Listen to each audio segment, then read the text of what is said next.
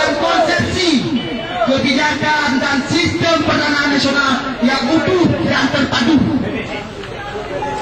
Mengingat poin 1 pasal 4 ayat 1 Undang-Undang Dasar 1945 sebagaimana telah diubah dengan perubahan keempat Undang 1839. Poin kelima, keputusan Presiden nomor 103 tahun 2011 tentang kedudukan, tugas atau fungsi kewenangan, susunan organisasi dan tata kerja lembaga pemerintah non-departemen sebagaimana telah beberapa kali diterakhir dengan keputusan Presiden nomor 30 tahun 2003.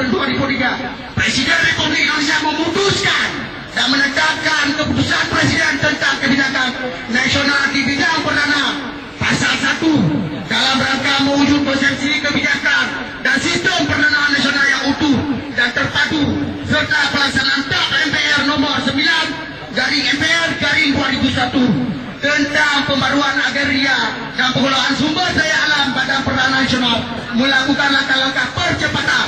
Poinnya, penyusunan rancangan undang-undang penyempurnaan Undang-Undang nomor 5 tahun 1960 tentang peraturan dasar pokok agraria dan rancangan undang-undang tentang hak atas tanah serta peraturan undang-undang lainnya di bidang perdanaan. Poin B, pembangunan sistem informasi dan manajemen pertanahan yang meliputi, camkan baik-baik, yang meliputi.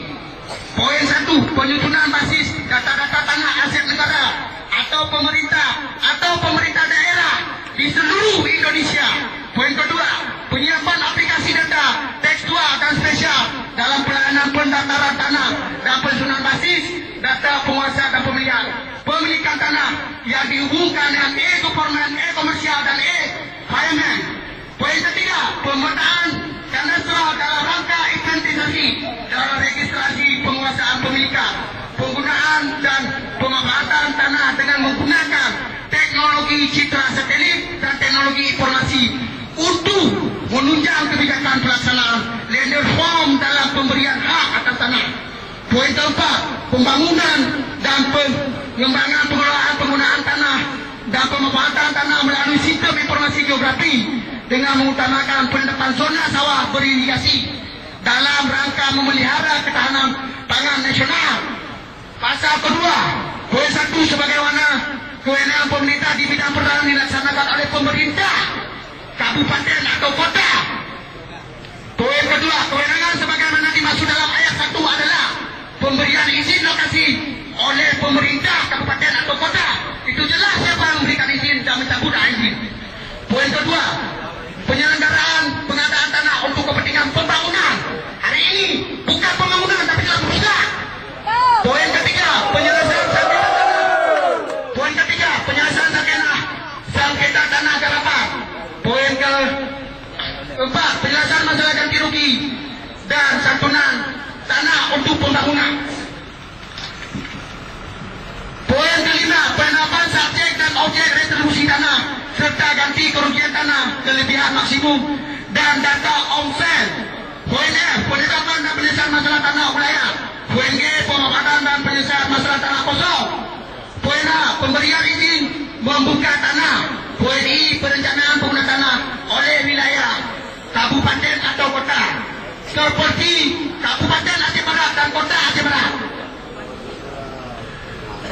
Ketiga, kewenangan sebagaimana dimaksud dalam ayat 2 yang bersifat lintas kabupaten atau kota dalam satu provinsi dilaksanakan oleh pemerintah provinsi yang bersangkutan. Kalau di provinsi itu gubernur yang menangani, kalau di tingkat daerah itu bupati yang menangani. Dan hari ini kita menuntut cuma 2 tuntutan dan nanti akan dibacakan oleh Faisal Arif. Pasal ketiga, ayat 1 dalam rangka pelaksanaan kewenangan sebagaimana dimaksud dalam pasal 2, Badan Perdana Nasional menyusun norma-norma atau standarisasi mekanisme ketatalaksanaan kualitas produk dan kualifikasi sumber daya manusia yang diperlukan. Hari ini bukan sumber daya manusia, tapi yang diperlukan di sana.